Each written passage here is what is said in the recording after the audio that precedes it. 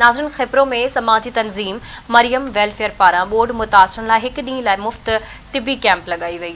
Report करे आहे खिप्रो मां असद शाह।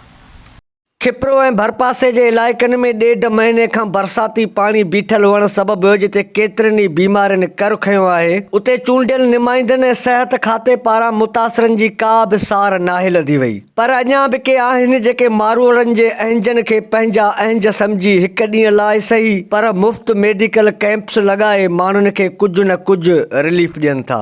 मरियम नज़र वेलफेयर खिप्रो पारां बि अहिड़े ई नमूने हिकु ॾींहं लाइ मुफ़्त मेडिकल कैंप लॻाई वई, जिते परे खां बरसात मुतासिर इलाज लाइ पहुची विया। असल में सर मुझो ताल्लुक जो है वो पान खिपरे शहर से है, तो मुख्य खबर आता है मेडिकल जी जेके सहूलतूं न वो तमाम घटि आहिनि। फ़िलहाल तो असां इहो सेटअप किया तो असां वटि जेके हिकिड़ो कार्डियोलॉजिस्ट आहे, हिकिड़ो जनरल फिजिशियन आहे, ॿियो असां हिकिड़ो चाइल्ड स्पेशलिस्ट आहे। ये टई असां सां गॾु आहिनि ऐं फ़िलहाल इहो असां हिकिड़ो नंढो सेटअप कियो आहे। 1300 से 1400 बंदों की हमारे पास मेडिसिन है, फ्री डॉक्टर हैं और हार्ट स्पेशलिस्ट, चाइल्ड स्पेशलिस्ट और इसके अलावा माना जनरल फिजिशियन के भी डॉक्टर हैं। और तकरीबन मेरे ख्याल से 300 साढ़े 300 बंदे आ चुके हैं और आने मज़ीद और रश है हमारे पास, और इंशाल्लाह उम्मीद है कि ये शाम को 5 बजे तक चलेगा। ईंदड़ मरीज़ ॿुधाइनि था त करोड़े रुपयनि जी बजट हुअण बावजूदि तालका अस्पताल में त हिकु गोरी बि नथी ॾिनी वञे, पर मेडिकल कैंप्स मां कुझु न कुझु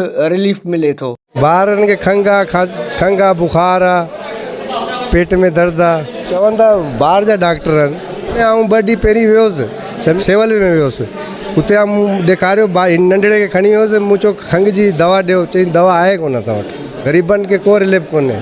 इन कैंपनि में हाणे आया आहियूं दवा वठूं। कैंप्स ते मौजूदु डॉक्टर्स जो चवणु आहे त मुतासिरनि खे इलाज सां गॾोगॾु एहतियात जी ज़रूरत पिणु आहे। यहाँ पे काफ़ी पानी खड़ा हुआ है, जिसकी वजह से मलेरिया डायरिया के मरीज़ बहुत ज़्यादा आ रहे हैं। सीने के इन्फेक्शन के मरीज़ RTI जिसे कहते हैं, उसके काफ़ी ज़्यादा मरीज़ हम देख रहे हैं। एहतियात है कि अगर किसी एक को खांसी वगैरह हो रही है तो मास्क का इस्तेमाल करें ताकि घर के दूसरे अफराद को ना लगे।